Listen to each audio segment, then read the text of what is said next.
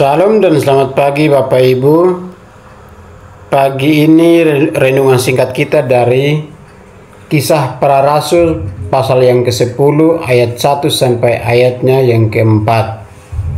Nah, di dalam ayat 1 sampai ayat yang ke-4 diceritakan bahwa ada seorang bernama Cornelius dan orang ini adalah seorang perwira dari Italia atau kota Roma. Nah, kita harus tahu bahwa pada kekristenan mula-mula atau pada kekristenan perdana pada waktu itu di mana Tuhan Yesus hidup dan para rasul dan setiap hari mereka melayani, sebenarnya Alkitab Perjanjian Baru itu belum ada dan pemberitaan Injil pada waktu itu hanya diberitakan dari mulut ke mulut.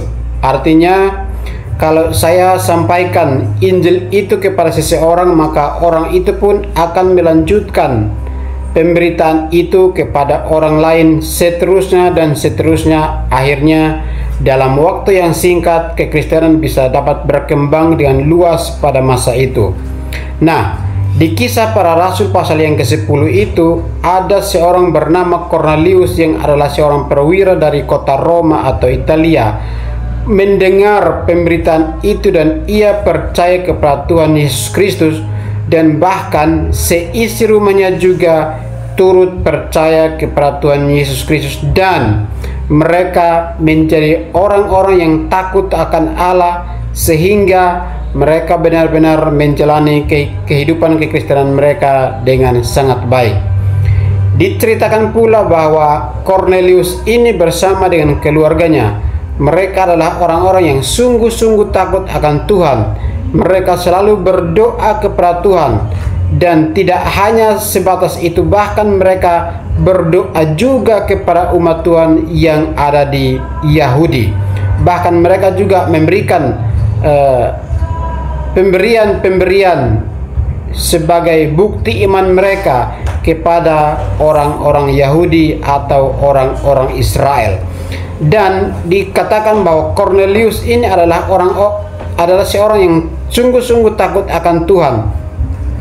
Maka segala sesuatu yang dia lakukan, doa yang dia naikkan kepada Tuhan, doa yang dia lakukan mendoakan orang-orang Yahudi, dan bahkan sedekah yang dia berikan kepada orang-orang percaya pada masa itu, dikatakan bahwa Tuhan berkenan atas apa yang dia lakukan, yaitu dia takut akan Tuhan dan juga melakukan kewajibannya sebagai seorang yang percaya kepada Tuhan Yesus Kristus.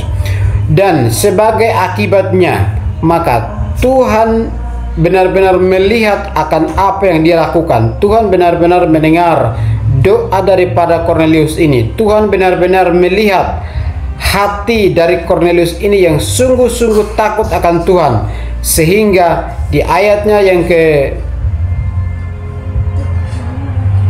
dikatakan bahwa dalam suatu penglihatan kira-kira jam 3 petang, jelas tampak kepadanya seorang malaikat Allah masuk ke rumahnya dan berkata kepadanya, Cornelius. Lalu ia menatap malaikat itu dan dengan takut ia berkata, ada apa Tuhan? Jawab malaikat itu, semua doamu dan sedekahmu telah naik ke hadirat Allah dan Allah mengingat engkau. Bapak, Ibu, dan Saudara yang saya kasihi di dalam Tuhan Yesus Kristus, Cornelius menjadi seorang yang hidup berkenan kepada Tuhan. Dia sungguh-sungguh takut akan Tuhan, dan dia berdoa kepada sesama orang percaya, berdoa kepada orang-orang Yahudi, berdoa kepada orang-orang Israel, dan Tuhan mendengar apa yang dia lakukan, apa yang dilakukan oleh Cornelius.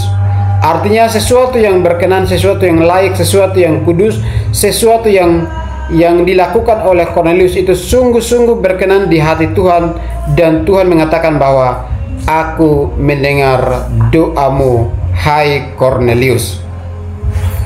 Bapak, Ibu, dan Saudara yang saya kasihi di dalam Tuhan Yesus Kristus, mari kita belajar daripada kisah yang singkat ini atau ayat 1 sampai ayat yang ke-4, bahwa kalau hidup kita berkenan kepada Tuhan, kalau hidup kita sungguh-sungguh takut akan Tuhan, maka Tuhan mendengar doa-doa kita. Tuhan memperhitungkan apapun pekerjaan yang kita lakukan itu baik di mata Tuhan.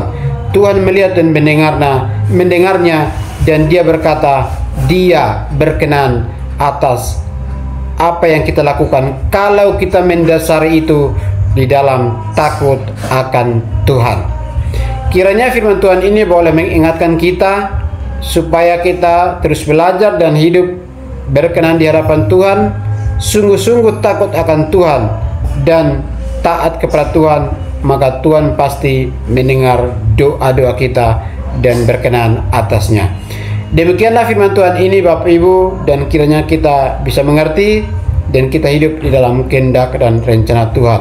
Terima kasih Bapak Ibu, salam dan selamat pagi. Kiranya Allah Tritunggal memberkati kita sekalian dari sekarang sampai Tuhan Yesus datang kembali menjemput kita. Selamat pagi Bapak Ibu dan salam.